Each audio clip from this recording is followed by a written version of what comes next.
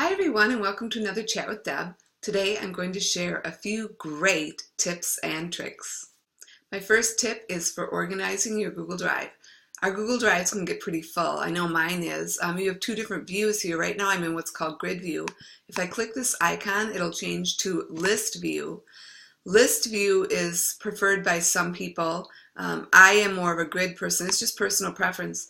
But a lot of times I'm searching and searching for something in my Google Drive and I just cannot find what I need. One of the things you can do is click right up here where it says A to Z and go right to Last Opened by Me. This will organize your files by the things that were opened last in your drive, and I find that very helpful to find the last thing I was working on.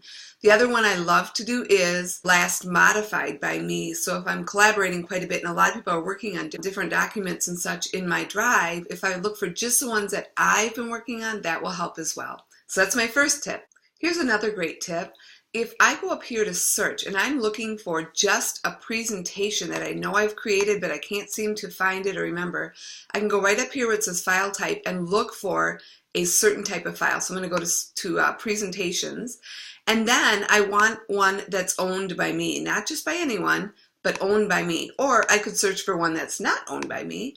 And as soon as I hit this, I will find all the presentations owned by me and be able to open one up. So let's say I had a presentation such as this one right here, and I want to know where that is being kept. I can simply open it up, and once the file is opened up, I can find the little folder that appears up next to the name. You see it right here?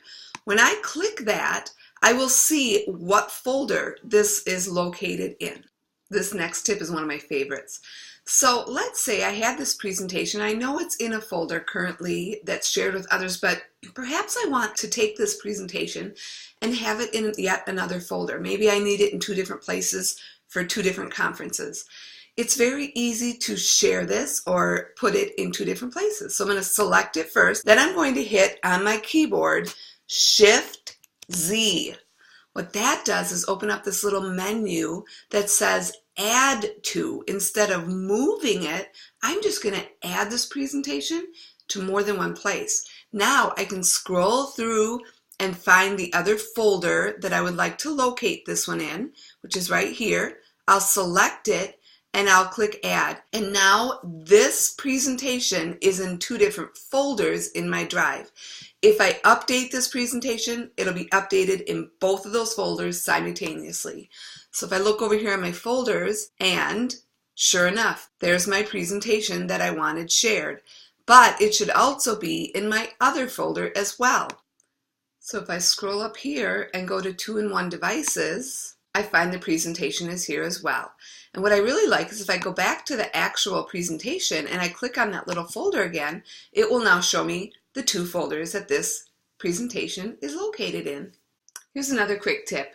If you go to your apps, you will notice some of them may have turned gray. What this means is an update is needed. So if I click on the app, it will go to that app, and from there I'll be able to log in or sign in and get whatever's missing added to the app so it is now workable again. So if I go back to my apps, now that app is no longer gray because I've updated it or logged in. So you may find your apps going gray as updates are needed. I saved my favorite trick for last.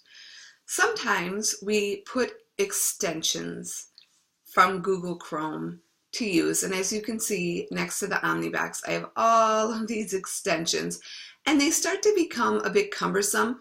Plus, I don't use all of them every day. Some of them I only use occasionally. So my favorite trick is to go to the Chrome Web Store and do a search for this extension called Extensity. It will quickly allow you to enable and disable your Google Chrome extensions. So now if I look up here, I'll see Extensity is right here. I'm going to click it once. And then from here, I can disable, just by clicking on the extensions that are colored, I can disable them and only have the ones I actually need opened. And you can see them disappearing and being visible right up here as I turn them off and on. So this is extremely useful to turn your extensions on when you need them, but off when you don't. I hope you've enjoyed the tips and tricks I've shared with you today. My biggest tip is to take care of yourself and take time for yourself and family. Make sure you're staying healthy, and until next time, that's exactly what I'm going to do. Bye, everyone.